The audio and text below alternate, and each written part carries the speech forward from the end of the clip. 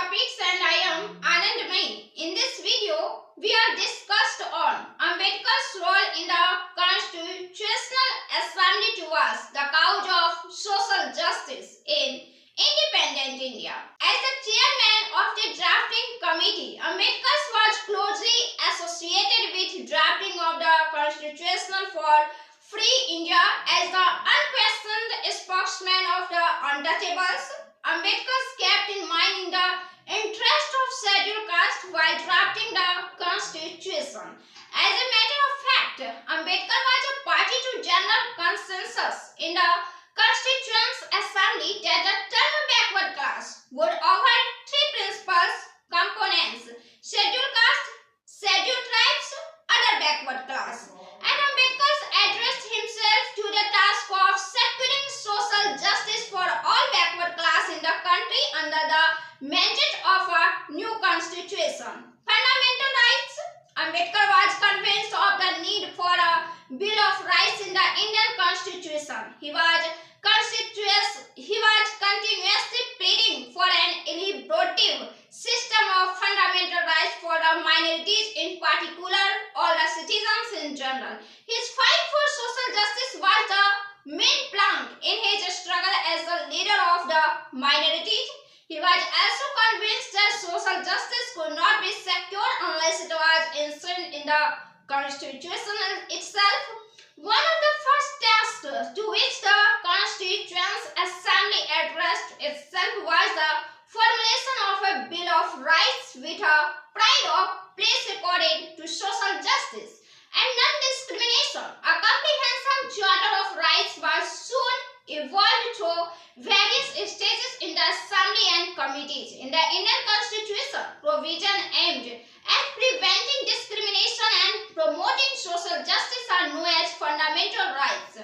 Fundamental rights in the Indian Constitution are more elaborate and comprehensive than the Bill of Rights is any other constitution because India, being a heterogeneous society, has diversity of religion and culture and social conditions. They are intended to provide not only security and equality of citizenship but also certain standards of conduct, citizenship, justice and fair play. The fundamental rights enshrined in the Indian constitutions are guaranteeing equality before the law and equal protection of law. Article 140, prohibition of discrimination on ground of religion, race, caste, sex or place of birth. Article 15, equality of opportunity in matters of public employment. Article 16, abolition of untouchability. Article 17, provision of traffic in human being and forced labor. Article 23, Ambedkar's efforts to abolish social inequality, social stigma and social disabilities in our society culminated in these provisions.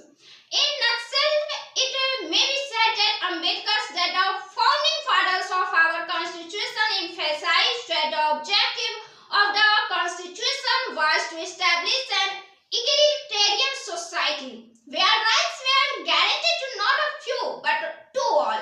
They firmly believed that right to equality of opportunity has no meaning unless the vast disparities in society are reduced. Political liberties and individual freedom are of little value when the fear of starvation compels the vast majority of the people to the will of a few. Right to private property has no meaning for those who have no roof over their heads. Right to leisure or freedom to choose one's profession conveys nothing to an implied person. The Indian Constitution for it is remarkable in respect of human rights as a significant and unique attempt at conflict resolution. It seeks to achieve a balance between political and civil rights on the one hand and social and economic rights on the other, or between the individual rights and demands of social justice. The whole scheme is based on a philosophy postulating a dialogue between individualism and state control. Directive principles of state policy. While the fundamental rights guaranteed the rights and liberties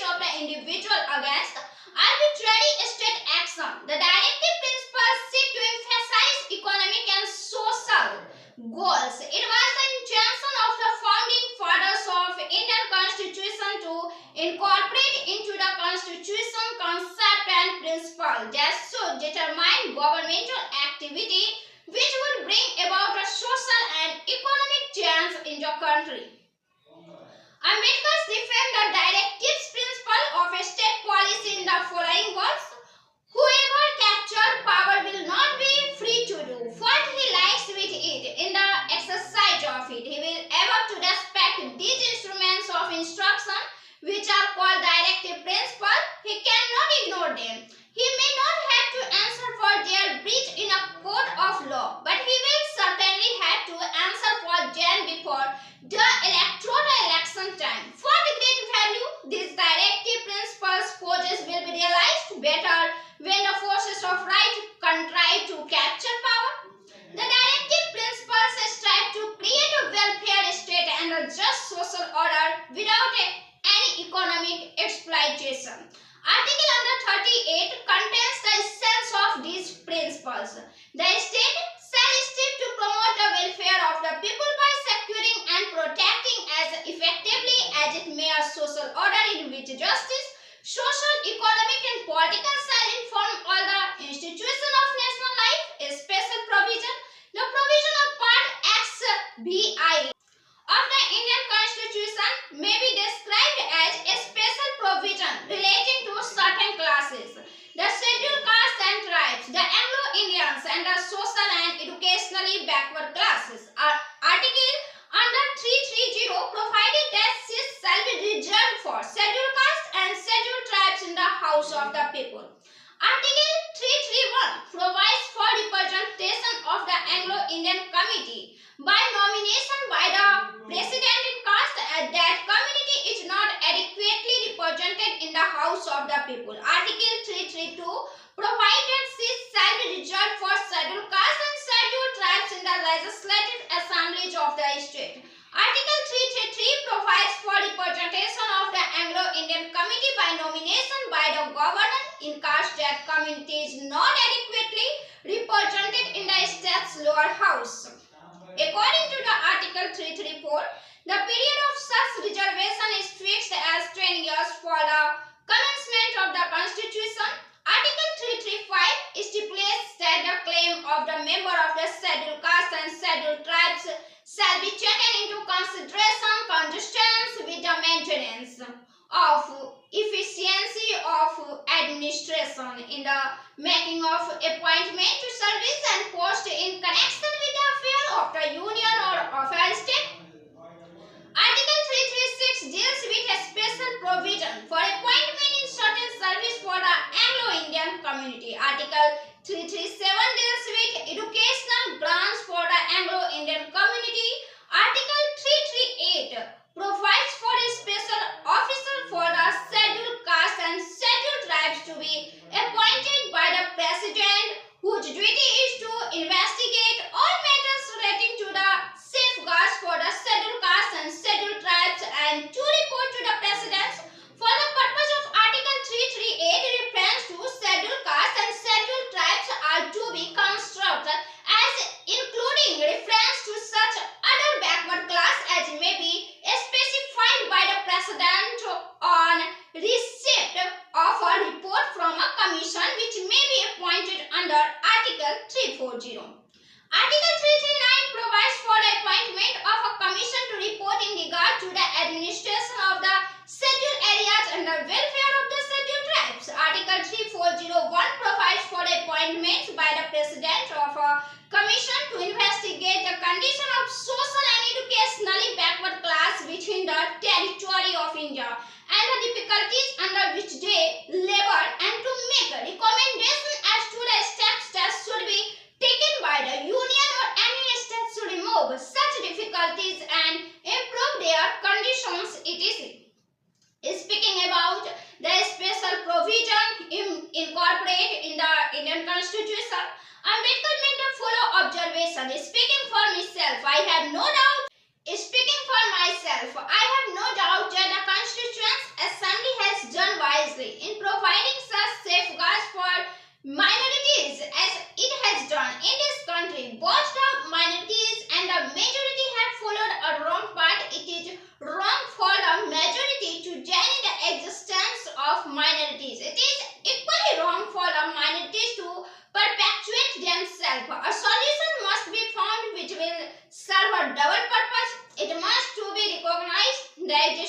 of minorities to start with.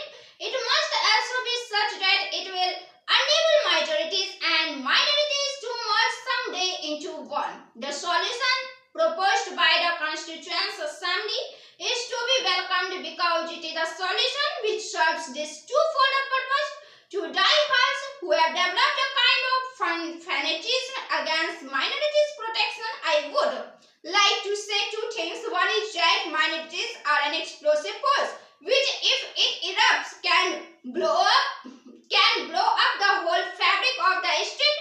The history of Europe bears ample and appealing testimony to this fact. The other is that minorities in India have agreed to place their existence in the hands of the majority. The details of the constitutional provision demonstrates the remarkable manner in which Ambedkar applied his mind to the problems confronting the country. His acute sense of observation and in-depth understanding of the social and cultural background of the Indian society, he combined in himself the role of social reformer, a political leader, and a spiritual guide of the untouchables.